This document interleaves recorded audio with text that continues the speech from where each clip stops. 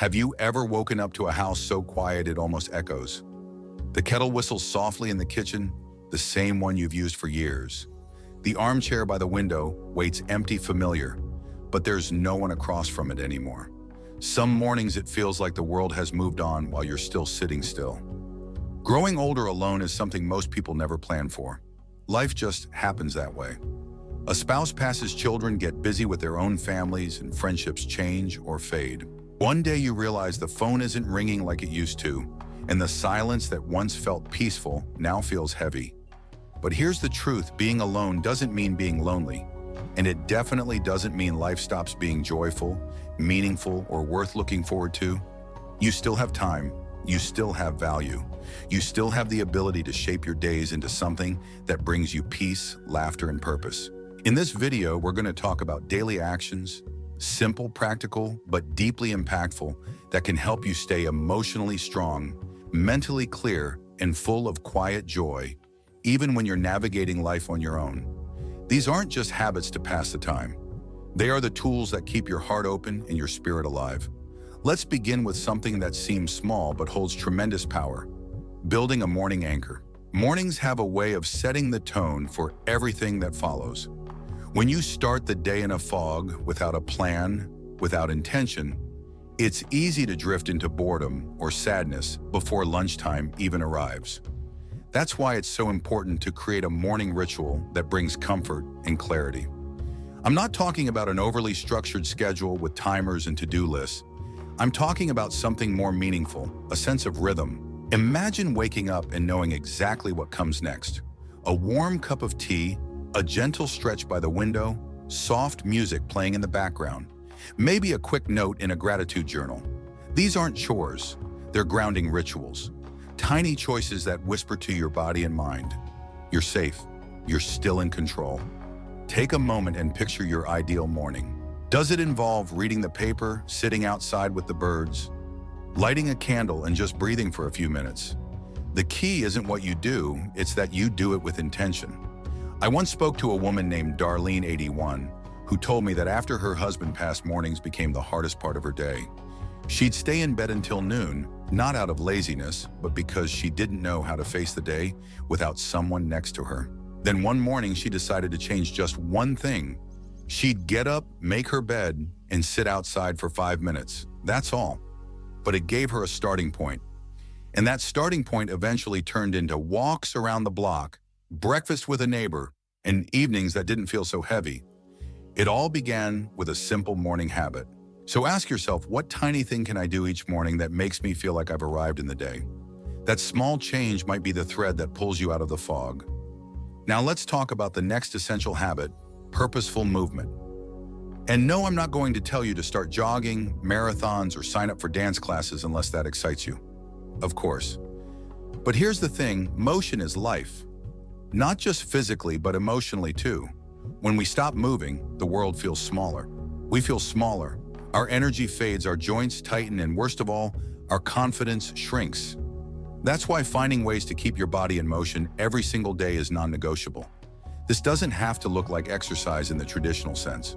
I'm talking about stretching your arms while listening to music, standing up and sitting down from a chair a few extra times, walking slowly around your home while noticing the little things: the texture of the curtains, the photos on your walls, the way sunlight touches the floor.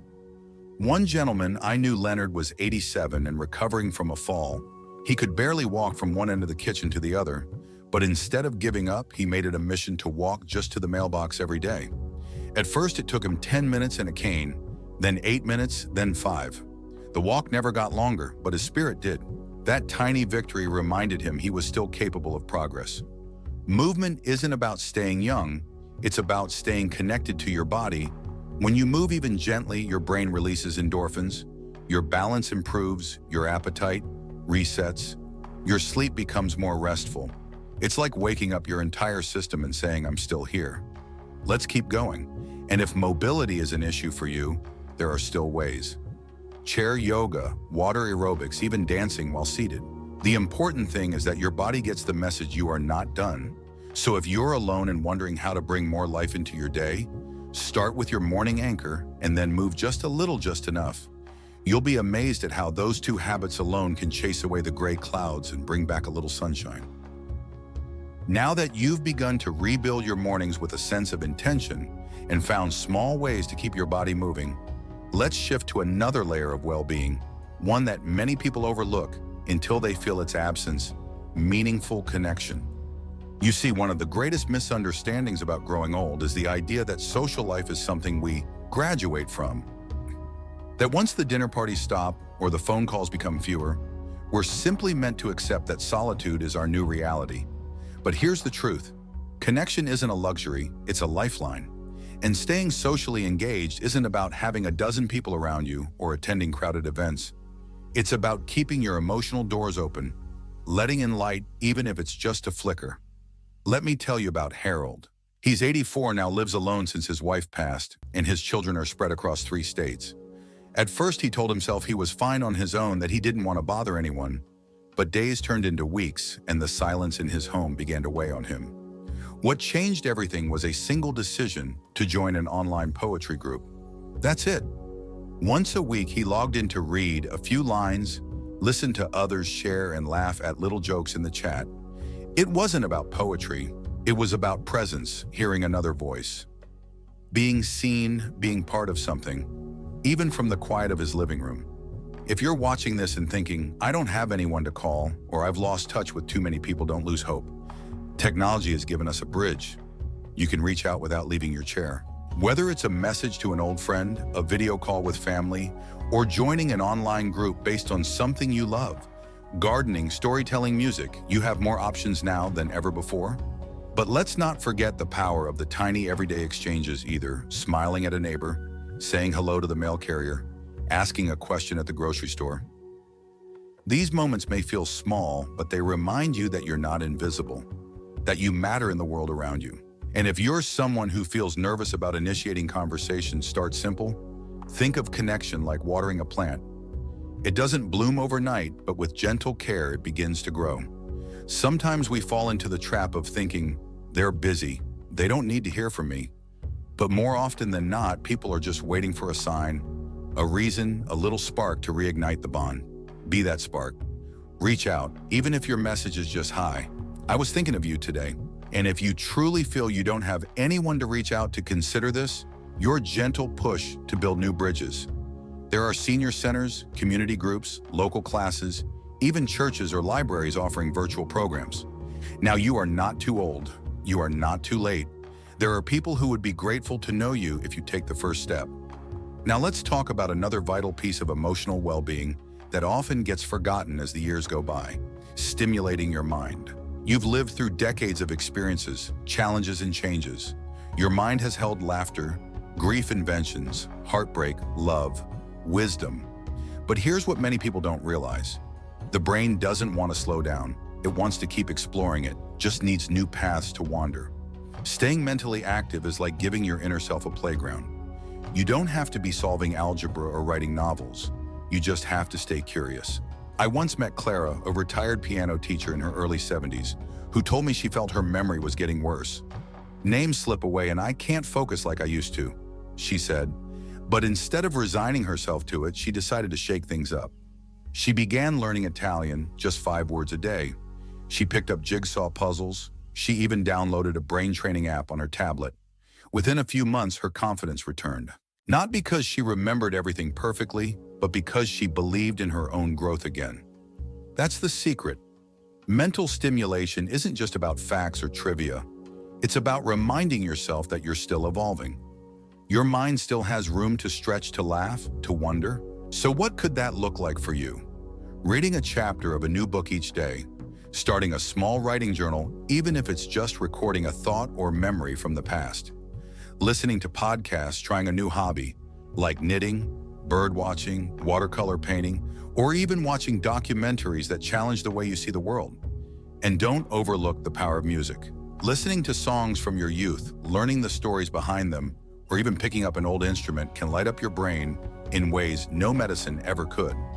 The point is not to stay young. The point is to stay awake to the world, to let your mind keep dancing even if your body slows down. Mental sharpness, just like emotional connection, doesn't happen by accident. It's the result of small, consistent choices you make every day to stay engaged with life. So if you've been feeling like your days are all blending into one, if you've caught yourself staring at the TV without even noticing what's on, this is your sign. Pick something new, something small, something that wakes your mind up and reminds you, you are still here. You are still learning. Now that we've talked about morning routines, movement, staying connected, and keeping the mind alive, it's time to dive into something far more subtle, but just as essential, something that shifts your entire outlook on life when you're growing older alone. That is the practice of gratitude and quiet reflection. When you've lived many decades, it's easy to focus on everything that has changed, everything that's been lost, friends you no longer see, health that doesn't bounce back the way it used to, opportunities you feel have passed, and yes, grief has a seat at the table more often than we'd like. But if there's one habit that can gently pull you away from the weight of loss and back into the light of the present, it's this: noticing what still remains. Gratitude isn't about pretending everything is fine. It's not about denying hardship. It's about saying, yes, that was painful, and yet here I am, still breathing, still witnessing beauty in small things. Each day, take just a few minutes to ask yourself, what warmed my heart today? What made me smile even a little? What do I still have that I'm thankful for? It could be the sound of birds outside your window, a hot cup of tea, a memory that returned like an old friend, the feel of warm socks on a cold floor, the ability to stand to breathe, to still be part of this wild and beautiful world. You don't need fancy journals or grand revelations. A simple notepad on your table works just fine. What matters is that you stop even for 60 seconds and recognize the good that still surrounds you. I once knew a man named Joseph who had lost nearly everything by the time he turned 80. His wife, his 2 brothers, and most of his mobility. But every day he wrote down 5 things he was grateful for. Some days it was deep. I'm thankful I still remember the way she laughed. Other days it was practical. I'm thankful the heater works today. But over time, those little lists became his anchor. He said to me once, when I start the day by looking for the good, the bad doesn't hit me quite as hard. And paired with gratitude is another powerful practice: quiet reflection. This is where you just be. No distractions, no pressure to do anything. Just sit, breathe, and listen. Reflection isn't about solving problems.